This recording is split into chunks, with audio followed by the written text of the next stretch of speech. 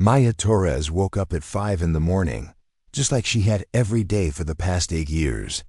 The sun was not up yet, and the mountain air was cold against her skin. She rolled out of her small bed and put on her running shoes. Her German shepherd chief lifted his head from the spot by the door and wagged his tail. "Come on, boy," Maya said softly. "Time for our run." The cabin was small but well built. Maya had spent years making it perfect for her needs. Solar panels on the roof gave her power. A well provided clean water. She had a garden for vegetables and knew how to hunt and fish. The nearest town was 30 miles away, and she only went there twice a year for supplies she could not make herself. Maya stepped outside and breathed in the cold mountain air. She could smell pine trees and the clean scent of snow from the peaks. Above, this was her world now. Quiet, safe, and far from everyone else. She started running down the dirt path that led away from her cabin. Chief ran beside her, his tongue hanging out happily. Maya kept her pace steady and strong. She had been a fighter pilot once, and staying in shape was a habit she never broke. Her body was still lean and muscular at 35, even after 8 years of hiding. The path wound through tall pine trees and over small streams. Maya knew every rock and root along the way. She had run this same route thousands of times. It helped her think, or sometimes it helped her not think at all. Today was supposed to be a not-thinking day, but as she reached the highest point of her run, something caught her eye. Strange lights in the sky, moving in patterns she had never seen before. They were too high to be helicopters, and moved too strangely to be normal planes. Maya stopped running and shaded her eyes with her hand. Chief sat beside her and looked up at the sky too, as if he could see what she was seeing. "What do you think, boy?" Maya asked. "Military exercise?" But even as she said it, she knew it was not right. She had been a test pilot for the Air Force. She knew every type of aircraft the military had. These lights did not match anything in her memory. The lights moved in perfect formation, then suddenly broke apart and shot off in different directions. They moved faster than any plane Maya had ever seen. One moment they were there, the next they had vanished completely. Maya stood on the hill for 10 more minutes, watching the empty sky. Nothing else appeared. Finally she turned and ran back toward her cabin, but her mind was not quiet anymore. That evening, Maya sat in her small kitchen eating dinner. She had caught 2 fish from the stream near her cabin and cooked them with vegetables from her garden. Chief lay at her feet, chewing on a bone. The radio played soft music from a station in the valley below. Maya tried to forget about the lights, but they kept coming back to her thoughts. She had spent 8 years avoiding anything that reminded her of her old life. Flying, the military, anything that made her remember what had happened to her squadron. But those lights in the sky had looked too much like the things she used to fly. The music on the radio stopped suddenly. Maya looked up from her plate as a man's voice came through the speakers. "We interrupt this program for an emergency broadcast. Unidentified aircraft have been spotted over major cities across the country. Military officials are asking all citizens to remain calm and stay indoors. More information will be provided as it becomes available." Maya's fork stopped halfway to her mouth. She reached over and turned up the volume on the radio. "Reports are coming in from New York, Los Angeles, Chicago, and Washington, D.C. The aircraft appear to be unlike any known technology. They are described as large, silent, and moving in ways that seem to defy physics. The president will address the nation at 9 o'clock tonight." Maya pushed her plate away. Her appetite was gone. She walked to the window and looked out at the darkening sky. Everything looked normal. The same trees, the same mountains, the same stars beginning to appear. But something had changed. She could feel it in her bones. She turned on her emergency radio, the one she used to monitor military and emergency frequencies. Static filled the room. broken by short bursts of frantic voices. Unknown contacts over downtown. Repeat. Unknown contacts over downtown. Base, this is Eagle One. I have visual on the objects. They are not responding to radio contact. All units, maintain distance. Do not engage. Repeat, do not engage. Maya listened to the voices for hours. Fighter jets were being scrambled. Radar. Stations were tracking dozens of objects. But none of the pilots could explain what they were seeing. At 9 o'clock, Maya turned on her small television. The president appeared on screen, looking tired and worried. "My fellow Americans," he began. "I want to address the events that have been taking place across our nation today. We have confirmed the presence of aircraft of unknown origin in our airspace. These objects have shown no hostile intent, but they have also not responded to our attempts at communication." Maya leaned forward in her chair. Chief sensed her tension and came to sit beside her. "We are working with our allies around the world to understand the nature of these visitors. I want to assure you that our military is prepared to defend our nation if necessary. But for now, I am asking all Americans to remain calm and continue with their daily lives." The president's words were meant to be comforting, but Maya could see the fear in his eyes. She had been in enough briefings to know when someone was not telling the whole truth. For the next 2 days, Maya listened to the radio and watched the news. The reports were confusing and contradictory. Some said the objects were still there. Others said they had vanished. Military officials gave press conferences but said very little. Then on the 3rd day, everything went quiet. Maya woke up to silence. The radio was dead except for static. Her television showed only empty channels. Even her emergency radio picked up nothing but white noise. She tried her cell phone, no signal. The internet was down. It was as if the whole world had suddenly gone silent. Maya packed her backpack with supplies and loaded her rifle. She left Chief at the cabin with enough food and water for several days. If something had happened to the outside world, she needed to know what it was. The drive to town took her through winding mountain roads. She saw no other cars, no signs of life. When she reached the outskirts of Pine Valley, the town where she bought her supplies, everything looked normal from a distance. But as she got closer, she realized something was very wrong. The streets were empty. Cars sat in driveways and parking lots, but no people were anywhere to be seen. Store doors hung open. Traffic lights blinked red and yellow, but no one was there to see them. Maya parked her truck and walked down Main Street. Her footsteps echoed off the empty buildings. She looked through windows and saw half-eaten meals on restaurant tables. In the grocery store, shopping carts sat abandoned in the aisles, still full of food. It was as if everyone had simply vanished. In the middle of what they were doing, Maya searched the town for 3 hours. She found no bodies, no signs of violence, no clues about what had happened to the people. It was as if they had all just walked away from their lives at the same moment. As the sun began to set, Maya drove back to her cabin. Her hands shook on the steering wheel. In 8 years of hiding, she had never felt as alone as she did now. Chief was waiting for her when she got home. He ran to her and pressed against her legs, sensing that something was wrong. Maya knelt down and hugged him tightly. "It's just us now, boy," she whispered. "Just us." That night, Maya sat on her porch with Chief beside her. She looked up at the stars and wondered if she was the only person left in the world. The silence was complete. No planes in the sky, no distant hum of traffic, no voices on the radio. For 8 years, she had wanted to be alone. Now she was getting her wish, and it terrified her. Something was coming. She could feel it in the air, in the unnatural quiet that had settled over everything.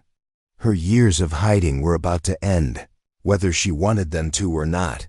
Maya checked her rifle one more time and went inside to wait. Maya woke up to Chief growling low in his throat. The big dog was standing by the window, his fur standing up along his back. Outside, the forest was too quiet. No birds singing, no wind in the trees. Even the insects had gone silent. Maya grabbed her rifle and moved to the window. Through the trees, she could see shapes that did not belong in her forest. Smooth, silver objects that seemed to float just above the ground. They were the size of cars but shaped like teardrops with no wheels or engines that she could see. "Easy, boy," she whispered to Chief, but her own heart was pounding. More shapes moved between the trees. Tall figures walked toward her cabin with slow, careful steps. They were thin and graceful, much taller than any human. In the morning light, Maya could see they had pale skin that seemed to glow softly. Maya had two choices. She could run out the back door and try to escape through the mountains, or she could stay and face whatever was coming. After 8 years of running from her past, she was tired of being afraid. She set down her rifle and opened her front door. The tall beings stopped when they saw her. There were 5 of them, each about 7 feet tall with long arms and legs. Their faces were beautiful in a strange way, with large dark eyes and features that were almost human, but not quite.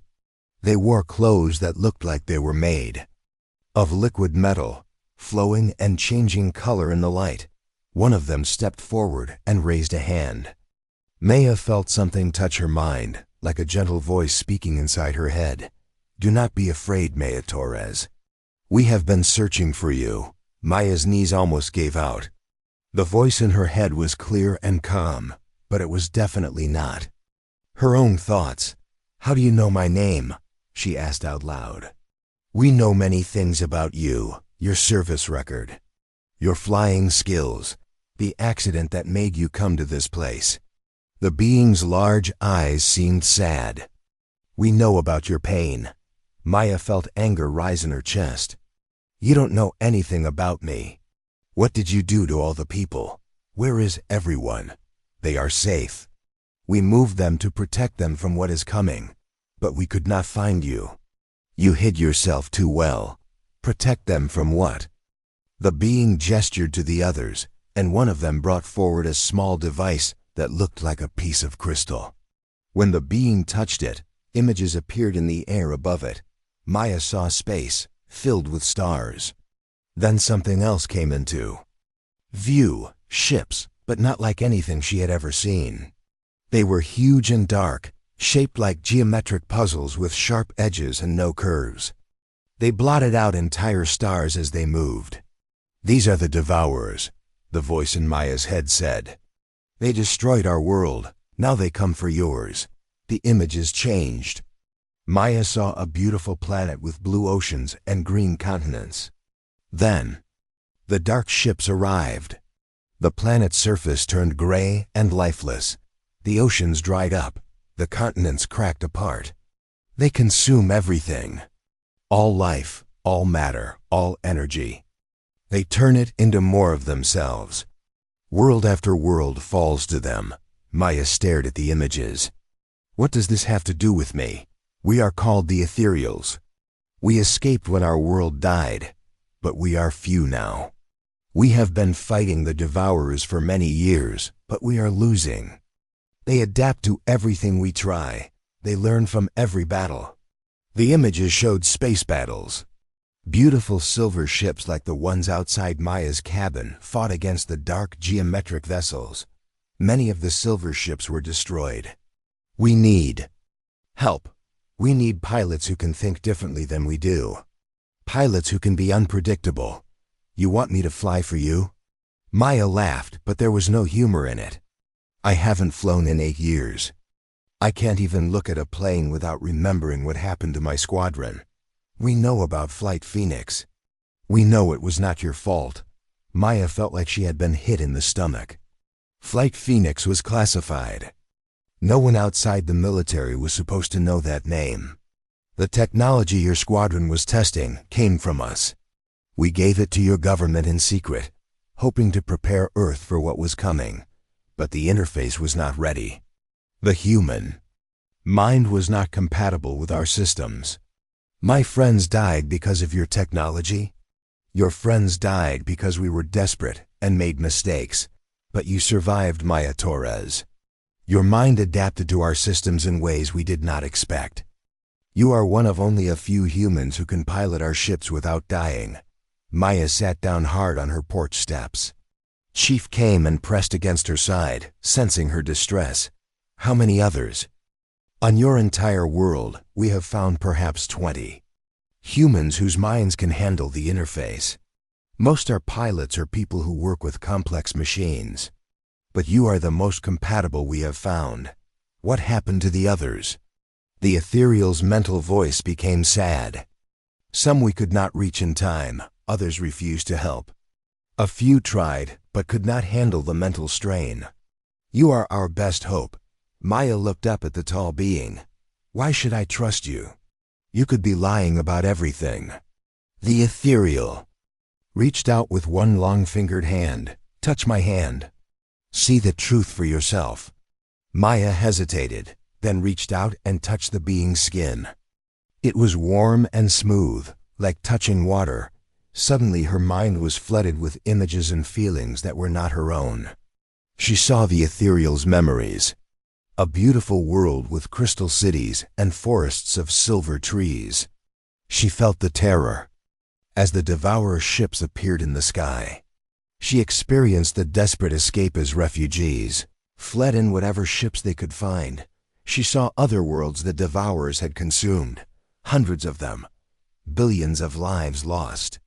Entire civilizations turned into gray dust and mechanical parts, and she saw Earth from space, blue and beautiful and alive. She saw the dark ships moving toward it like a disease spreading through the stars. Maya pulled her hand back, gasping. The visions faded, but the emotions remained. Fear, sadness, and desperate hope. The devourers will be here in 6 months. The ethereal said, maybe less. We cannot stop them alone. But with human pilots, with human creativity and instinct, we might have a chance. What about the people you took, my government? Your governments knew this day might come. The people are in safe places, sleeping until the danger passes. If we succeed, they will wake up to a world that is still free. If we fail, the ethereal did not need to finish. Maya had seen what happened to worlds that failed. Maya stood up and looked at her cabin. For 8 years, this had been her sanctuary, her escape from responsibility and pain. But now the pain had found her anyway, and the responsibility was bigger than anything she had ever faced. I need time to think. Time is something we do not have much of. But we will give you 1 day. Then we must begin your training. Training? Our ships are not like your aircraft. They respond to thought as much as physical control. The interface connects directly to your mind. It is difficult and dangerous. Many who try it die or go insane. Maya felt a chill. What makes you think I won't? Because you have already survived contact with our technology once. 8 years ago, when your squadron's plane crashed, you were connected to one of our interfaces for several minutes. It should have killed you instantly. Instead, it changed you, made you compatible. Maya remembered the crash, the strange sensations she had felt in those last moments before everything went dark. She had thought it was just the effects of the trauma, the headaches you sometimes get, the dreams of flying through space, the way you sometimes know things before they happen. These are all signs that the interface left traces in your mind. Maya stared at the ethereal. The being was right. She had experienced all of those things over the years, but she had told herself they were just symptoms of stress. If I agree to help, what happens to Chief? The ethereal looked at the dog, who was watching the conversation with intelligent eyes. He can come with you if you wish. We have learned that humans perform better when they have emotional connections. Your bond with this animal makes you stronger, not weaker. Maya knelt down and hugged Chief. What do you think, boy? Want to go save the world? Chief licked her face and wagged his tail. Maya stood up and looked at the ethereal. I'll need to. Pack some things. Then you will help us? Maya thought about all the people who had vanished from the town. All the people sleeping in whatever safe places the ethereals had taken them to. All the worlds that had already been destroyed. Yeah, she said, I'll help, but I have conditions. Name them. I want to know everything. No more secrets. No more surprises. If I'm going to risk my life and my sanity, I want to know exactly what I'm getting into. Agreed. And if we survive this, I want your people to help us rebuild, not just hide us away until the next disaster comes. The ethereal was quiet for a moment. Then Maya felt something like approval in her mind. You think like a leader, Maya. Torres, that is good. We will need leaders for what comes next. Maya went inside to pack her few belongings. As she moved around the cabin, she felt like she was saying goodbye to more than just a place. She was saying goodbye to 8 years of hiding, 8 years of running from who she used to be. When she came back outside, the ethereal was waiting by one of the silver vehicles. Are you ready? Maya looked back at her cabin one last time then. At Chief, who was sitting patiently beside her. No, she said. But let's go anyway. The ride in the ethereal vehicle was unlike anything Maya had ever experienced. There were no seats, just smooth surfaces that somehow held her and Chief perfectly in place. The walls were clear, showing the landscape rushing by below them at impossible speeds. They flew over mountains and valleys in complete silence. Maya watched familiar landmarks disappear behind them as they headed toward Yellowstone National Park. The vehicle moved so smoothly that she could barely tell they were moving at all. Where exactly are we going? Maya asked. The ethereal who had spoken to her earlier answered in her mind. To our base. It is hidden beneath the geothermal features of your park. The heat and magnetic fields help mask our presence. After 2 hours of flight, they descended toward what looked like an ordinary hot spring. But as they got closer, Maya saw that the water was not natural. It glowed with a soft blue light, and steam rose from it in perfect spirals. The vehicle passed through the glowing water without getting wet. Maya felt a strange tingling sensation, like walking through a soap bubble. Then they were in a vast underground chamber filled with activity. Hundreds of the silver vehicles moved through the air like schools of fish. Ethereals walked along pathways that seemed to float in midair. And everywhere, Maya saw the sleeping forms of humans in glass containers. My God, she whispered. How many people are down here? From your country, about 50,000. We have similar facilities around your world. Most of your population is safe. Maya stared at the countless rows of sleeping people. Men, women, children, all floating peacefully in glowing liquid. When will you wake them up? When it is safe. When the devourers are gone. Their vehicle landed on a platform near the center of the chamber. Maya stepped out on shaking legs, Chief beside her. The scale of the place was overwhelming. The ceiling was so high she could barely see it, and the chamber stretched out in all directions, farther than she could see. Maya Torres? She turned to see a man walking toward her.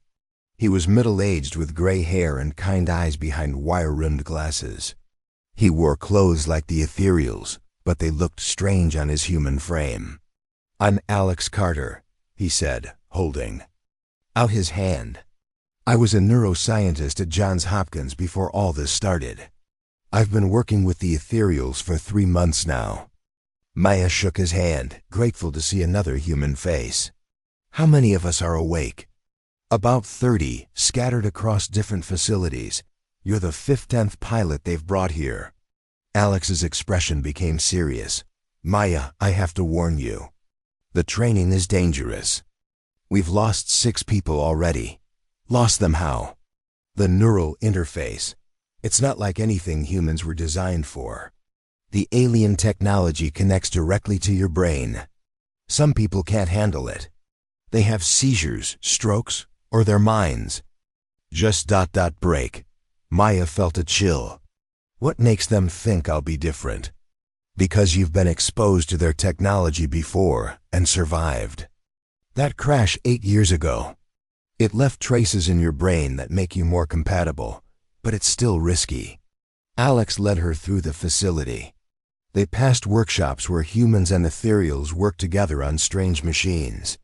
They saw training, areas where people practiced with devices that looked like silver helmets. "That's Lisa Brooks," Alex said, pointing to a woman who was sitting very still with one of the helmets on her head. "Former Air Force pilot, like you. She's been training for 2 weeks now."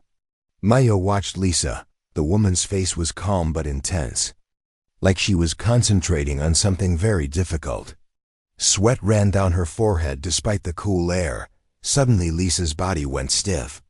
Her hands clenched into fists and her breathing became rapid and shallow. An ethereal quickly removed the helmet from her head. "That's normal," Alex said quickly, seeing Maya's worried expression. "The interface is overwhelming at first. Your brain has to learn to process information in ways it was never meant to." Lisa opened her eyes and saw Maya. She stood up on unsteady legs and walked over. "You must be Maya Torres," she said. "I've heard about you. They say you're our best hope." "I don't feel like anyone's best hope," Maya replied. "What's it like, the interface?" Lisa was quiet for a moment. "Imagine trying to think with someone else's brain while they're thinking with yours. And both of you are trying to control a machine that responds to thoughts you haven't learned to think yet. That doesn't sound encouraging." "It's not supposed to be encouraging. It's supposed to prepare you for what you're getting into." Lisa sat down heavily. "Maya, I need to tell you something. The ethereals aren't telling us everything about why they need human pilots." "What do you mean?" Alex looked around to make sure no ethereals were listening. "Their own pilots are dying. Not just from the war, but from using their technology. The neural interface burns out their brains after extended use. They've been fighting the Devourers for so long that most of their experienced pilots are gone. So, they need us because they don't have anyone left? That's part of it. But there's more. The Devourers are machines, right? They think logically, mathematically. They can predict and counter most tactics because they're based on logical thought patterns." Maya was beginning to understand, but humans don't always think logically. Exactly. Human pilots can be unpredictable in ways that confuse the Devourers. Our emotions, our instincts, our ability to make crazy decisions that don't make mathematical sense. That's what they need. An ethereal approached them. Maya recognized the one who had spoken to her at the cabin. "Maya Torres, it is time to begin your training." Maya looked at Lisa, who nodded encouragingly. "Just remember," Lisa said, "don't fight it. Let the thoughts flow through you, even if they don't make sense." The training room was small and quiet. Maya sat in a chair that molded itself to her body. Chief lay down beside her, sensing that something important was about to happen. The ethereal brought over one of the silver helmets. "This is a basic interface. It will allow you to connect with our simplest training systems. Are you ready?" Maya's mouth was dry. "What exactly is going to happen?" "You will experience our technology as we do. Your mind will expand to process information at speeds far beyond normal human capacity.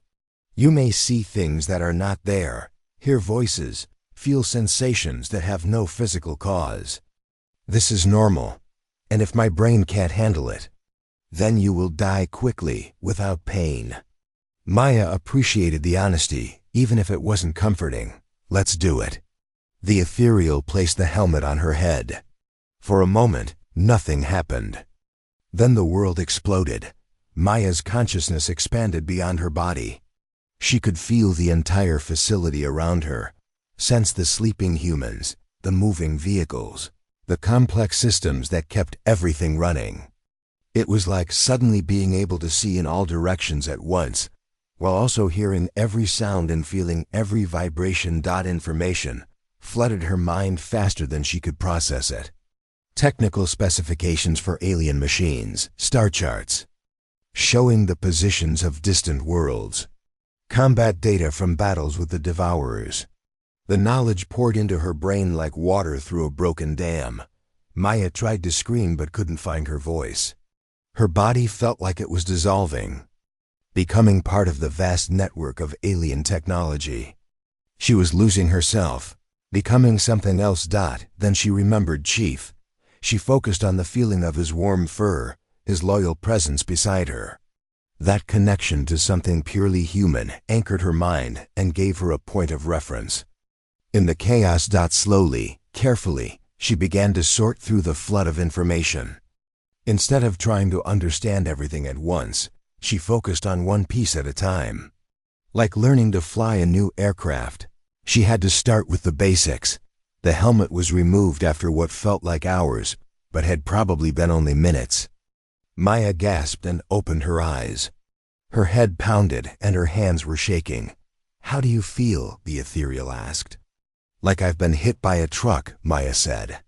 "But I'm alive." "That is more than most manage on their first attempt. You maintained consciousness for 4 minutes and 23 seconds. The previous record was 2 minutes and 8 seconds. Lisa and Alex rushed over to check on her. "What did you see?" Alex asked. Maya tried to put the experience into words. "Everything. I could feel the whole base. All the systems, all the connections.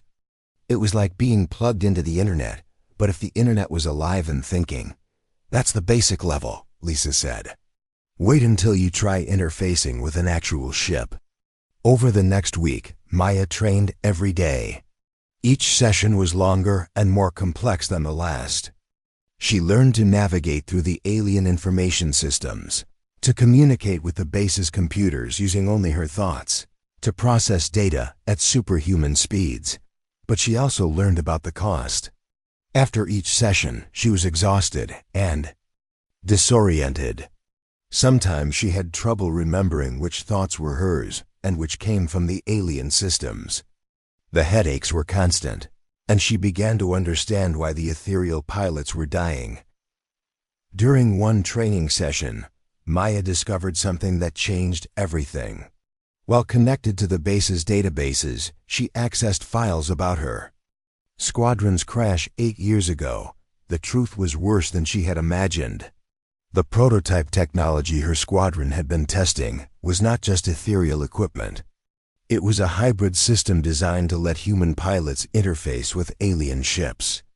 The military had known about the coming invasion and had been secretly preparing for it. But the alarm started at 3 in the morning. Maya woke up instantly, her mind already connecting to the base's information network before she was fully awake.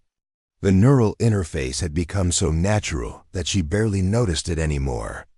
Devourer. Scouts detected in the outer solar system, came the announcement through the base's communication system. All pilots report to the briefing chamber immediately. Maya pulled on her flight suit and ran through the corridors with Chief beside her. Other humans were running too, their faces grim with purpose. After months of training, the real fight was about to begin. The briefing chamber was filled with tension. Maya saw Lisa Brooks and the other surviving human pilots gathered around a holographic display. Alex Carter stood with the ethereal commanders, his face pale but determined. "The scouts arrived 6 hours ago," one of the ethereals explained. 3 ships moving through the asteroid belt toward Jupiter. They are smaller than the main Devourer fleet, but still dangerous. Maya studied the display. The Devourer ships looked like dark geometric puzzles, all sharp angles and impossible shapes.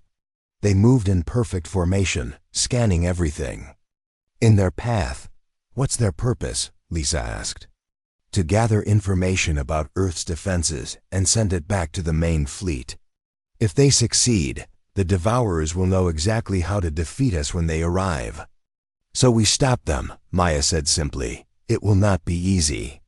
We have 12 hybrid ships ready for combat. 6 will be piloted by humans, 6 by our remaining pilots. The scouts are heavily armed and will adapt quickly to our tactics." Maya looked around the room. 6 human pilots to help save the world. It seemed impossible, but she had learned that impossible things happened when humans and ethereals worked together. "When do we launch?" she asked. "In 2 hours. That will put us in intercept position near Jupiter's 4th moon." Maya spent the next hour in the ship bay, looking at her vessel for the first time. The ethereals had told her about it, but seeing it was different. The ship was beautiful and terrifying at the same time. It was about the size of a fighter jet, but shaped like a living thing. The hull curved and flowed like water, silver metal that seemed to breathe.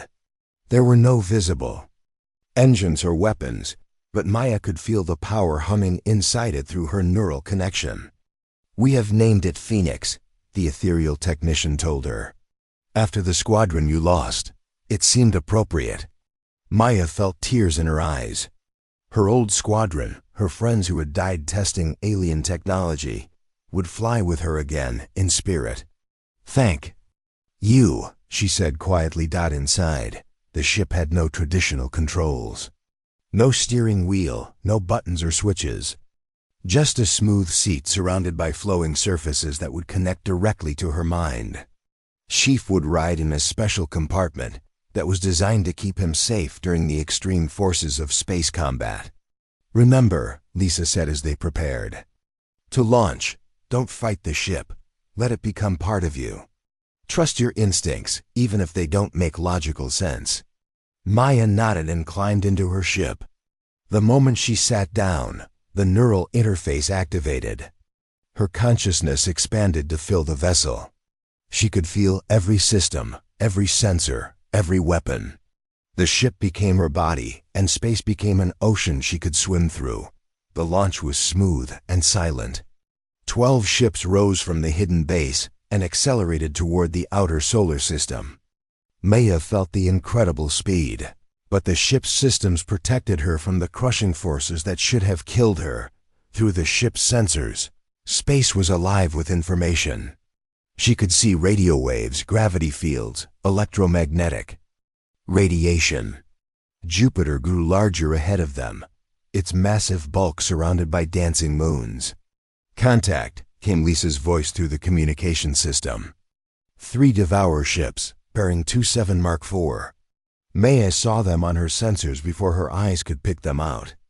Dark shapes moving against the star field, their geometry so perfect it looked unnatural. They were bigger than she had expected, each one the size of a building. "Attack Formation Delta," the ethereal flight leader commanded. "Remember, these ships will adapt to our tactics. Be unpredictable." The 2 forces closed on each other at tremendous speed. Maya felt her ship's weapons charging, energy building in systems she could control with her thoughts. The Devourer ships began to change shape, their geometry shifting as they prepared for battle. "Engaging now," the flight leader said. The space around Jupiter erupted in light and energy. The ethereal ships fired beams of pure force that bent space itself.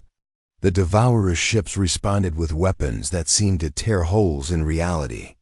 Maya watched one of the ethereal ships simply vanish, deleted from existence by a weapon she could not understand. "Maya, Lisa, flank left," came the order. "Try to confuse their targeting systems." Maya pushed her ship into a spiraling dive toward Jupiter's atmosphere. The gas giant's massive gravity field pulled at her ship, but the alien technology compensated. Automatically, she could feel Lisa's ship beside her, the 2 of them moving in a pattern that would have been impossible for normal aircraft. One of the Devourer ships turned to follow them. Maya watched its sensors tracking their movement, learning their pattern. She could see the moment when it figured out where they were going and prepared to intercept them. That was when Maya did something that made no logical sense. Instead of continuing her dive, she suddenly reversed direction and flew straight up, directly toward the Devourer ship. Her ship's computer screamed warnings about collision, but Maya ignored them. At the last possible second, she rolled sideways and fired every weapon she had. The Devourer ship programmed to expect logical behavior, had not anticipated such a reckless move. Maya's weapons tore through its hull before it could adapt its defenses. The geometric ship broke apart in a shower of dark metal. "How did you know that would work?" Lisa asked over the communication channel. "I didn't," Maya replied. "That's the point." The battle continued around Jupiter's moons. Maya watched as the Devourers adapted to each attack, their ships changing shape and tactics with frightening speed. 2 more human ships were destroyed when their pilots tried conventional attack patterns. But Maya began to see something the Ethereals had missed. The Devourers were too logical. They expected patterns, strategies, mathematical precision. They could not understand pure human instinct. "All ships, listen to me," Maya broadcast. "Stop thinking like pilots. Start thinking like humans. Do things that don't make sense." "What do you mean?" one of the ethereal pilots asked. "I mean be crazy, be stupid, do things that should get you killed." Maya demonstrated by flying her ship in a loop that served no tactical purpose except to confuse the enemy. A Devourer ship tried to track her movement and ended up flying into an asteroid when it could not predict her next turn. The human pilots understood first. Lisa began flying in patterns that looked like drunken spirals, but somehow got her behind enemy ships. Another pilot started firing his weapons in seemingly random directions, but the chaos confused the Devourer targeting systems. Even the Ethereals began to catch on. Their logical minds struggled with the concept, but they watched the humans and tried to copy their unpredictable behavior. The tide of battle began to turn. The Devourer ships, designed to fight logical opponents, could not adapt fast enough to the chaotic human tactics. They made mistakes, left openings, failed to predict moves that made no mathematical sense. Maya found herself pursuing the last Devourer ship through Jupiter's ring system. The enemy vessel was damaged but still dangerous. It fired weapon after weapon at her, each shot precisely aimed at where she should have been. But Maya was not where she should have been. She was where her instincts told her to be, following patterns that came from years of flying and fighting, patterns that no computer could predict. She caught the Devourer ship near one of Jupiter's smaller moons. Instead of attacking directly, she used her ship's gravity manipulation system to grab a chunk of moon rock and fling it at the enemy. The Devourer ship, expecting energy weapons or missiles, had no defense against a simple rock moving at incredible speed. The impact tore the cove ship in half. "All Devourer ships destroyed," reported the ethereal flight leader. "Victory is ours." But the celebration was brief. Maya looked at the tactical display and felt her heart sink. Of the 12 ships that had started the battle, only 7 remained. 5 pilots were dead, 3 of them human. "The scouts are destroyed," the flight leader continued, "but they had time to transmit data to the main fleet. The Devourers now know about our human pilots and our unpredictable tactics." Maya felt a chill.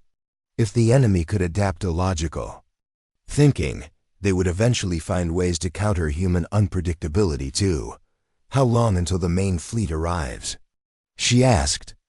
"Our sensors detect massive gravitational disturbances at the edge of the solar system. The full Devourer fleet will be here in less than 3 weeks." The flight home was quiet. Maya grieved for the pilots they had lost while trying to process what she had learned in combat. The hybrid ships were incredible, far beyond any human technology. But the Devourers were worse than she had imagined. They were not just machines but something more deadly, machines that could think and adapt and learn. Back at the base, Maya found Alex waiting for her in the ship bay. Chief ran to greet her, and she knelt down to hug him tightly.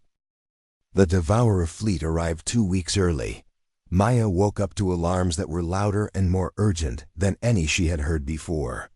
Through her neural connection to the base, she could feel the panic spreading through every system. The massive alien fleet had emerged from deep space like a dark cloud, blocking out the stars. "All pilots to the command center immediately," came the announcement. "This is not a drill." Maya ran through the corridors with Chief beside her. The base was in chaos. Ethereals and humans worked frantically at control stations. The main display showed an image that made Maya's blood freeze. Thousands of Devourer ships filled the space beyond Mars. They were huge, some the size of cities. Their dark geometric shapes moved in perfect formation, like a swarm of mechanical insects. Long-range sensors showed they were already consuming asteroids and small moons, turning the matter into more ships. "How many?" Maya asked. "Over 3,000 capital ships," Alex said grimly, "plus countless smaller vessels. Our entire fleet is 47 ships." The odds were hopeless. Maya looked around the command center and saw the same realization on every face. They had always known this moment would come, but seeing it made it real in a way that training never could. "There is one option," said the ethereal commander. "A desperate plan, but our only chance." The display changed to show a technical diagram. The Devourer fleet is controlled by a single command ship. It coordinates all their movements and tactics. If we can destroy it, the other ships will lose their ability to work together. "Where is this command ship?" Lisa asked. "At the center of their formation, protected by hundreds of other vessels." Maya studied the diagram. The command ship was massive, larger than anything they had faced before. Getting to it would mean flying through the entire Devourer fleet. Even if we could reach it, how do we destroy something that big? Alex stepped forward. "We don't destroy it, we infect it." He brought up another display showing complex computer code. "I've been working with the ethereal scientists to create a virus. Not a biological virus, but a digital one. It's designed to attack the Devourer's networked consciousness." "They're what?" "All Devourer ships are connected through quantum communication. They share information instantly across vast distances. That's how they coordinate so well. But it's also their weakness. If we can introduce the right virus into their network, it will spread to every ship simultaneously." Maya began to understand. The virus will turn their own adaptation abilities against them. Exactly. It will cause cascade failures throughout their fleet. Ships will receive conflicting orders. Their weapons will target each other. Their navigation systems will malfunction. "But someone has to get close enough to the command ship to upload the virus," the ethereal commander said. "Close enough to establish a direct neural connection." Maya felt her stomach drop. "You mean someone has to interface directly with a Devourer ship?" "Yes, and the neural strain will be enormous. Far beyond anything we have attempted. The pilot who makes this connection will likely not survive." The command center fell silent. Everyone understood what was being asked. Someone had to volunteer for a suicide mission. "I'll do it," Maya said without hesitation. "Maya, no," Lisa protested. "There has to be another way." "There isn't. And I'm the best pilot we have for this kind of connection. My brain has adapted to the neural interface better than anyone else's." Alex looked troubled. "Maya, the strain of connecting to a Devourer ship could burn out your entire nervous system. Even if the mission succeeds, you might not survive it." Maya thought about Chief, about all the sleeping humans in the base, about Earth itself. "Then we better make sure the mission succeeds." The next few hours were spent planning the attack. Maya would lead a small team of ships to penetrate the Devourer formation. The other pilots would run interference, drawing enemy fire while Maya reached the command ship. It was a desperate plan with almost no chance of success. Maya spent her last hour before the mission with Chief. She knelt down and hugged him tightly, breathing in his familiar scent. "I need you to stay here, boy," she said. "Alex will take care of you if I don't come back." Chief seemed to understand. He licked her face and pressed against her one last time. The launch was different this time.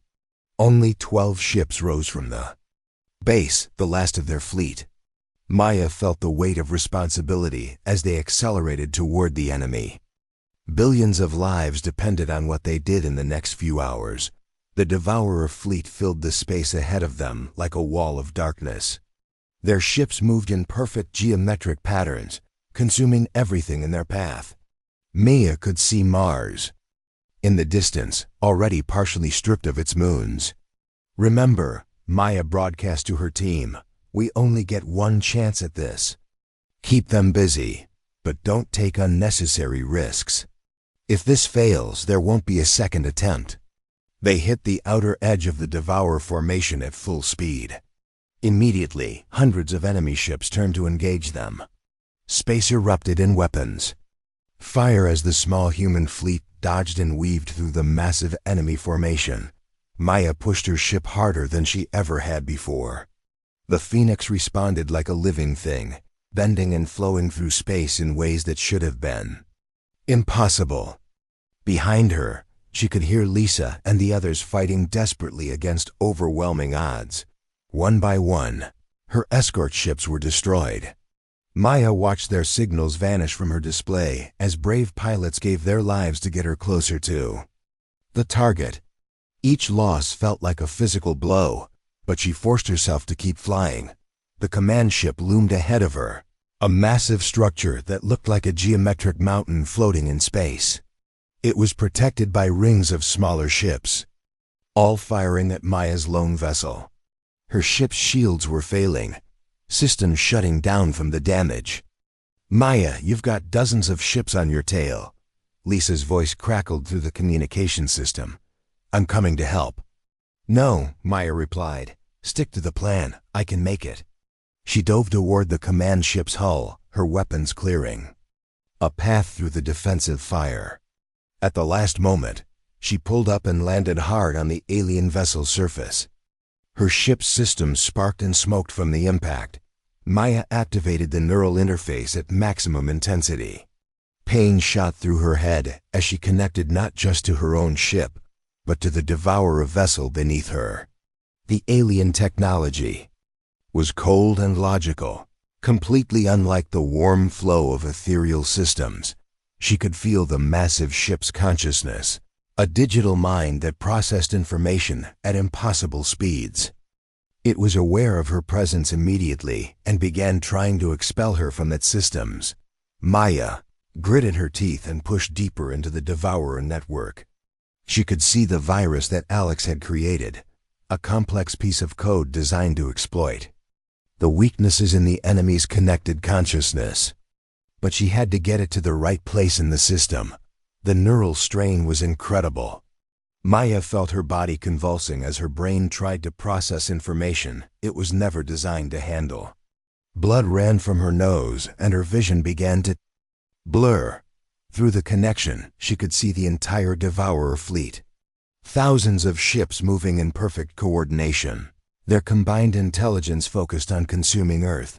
She saw their plans, their tactics, their complete certainty that victory was inevitable. That certainty would be their downfall. Maya found the central processing core of the command ship and began uploading the virus. The Devourer systems fought back, trying to isolate and destroy the intrusion. Maya felt like her mind was being torn apart as she struggled to complete the upload. "Come on," she whispered through clenched teeth. "Just a little more." The virus took hold. Maya felt it spreading through the quantum communication network, jumping from ship to ship faster than light. The Devourer fleet's perfect coordination began to break down as conflicting information flooded their systems. Ships that had been moving in formation suddenly turned and fired on each other. Navigation systems failed, sending vessels spinning out of control. The massive fleet that had seemed invincible moments before was tearing itself apart, but the effort had cost Maya everything. She could feel her neural pathways burning out, her consciousness fragmenting under the impossible strain. Her body was shutting down, overwhelmed by the connection to alien technology. Through the chaos, she heard Lisa's voice on the communication system. "Maya, respond. The virus worked." The fleet is destroying itself. Maya, please respond. Maya tried to answer but couldn't find her voice. Her ship's systems were failing around her, and she could barely see through the blood in her eyes. But she had done it. Earth was safe. The last thing she remembered was the feeling of her ship lifting off from the command ship's hull. Someone had come for her, but she couldn't tell who. Darkness closed in around her as her mind finally gave up the fight. Maya woke up in a medical facility on Earth's surface.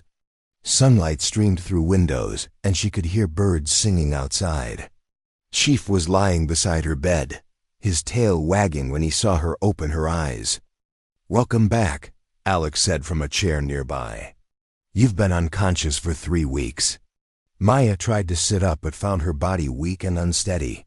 The fleet? Destroyed. The virus worked better than we hoped.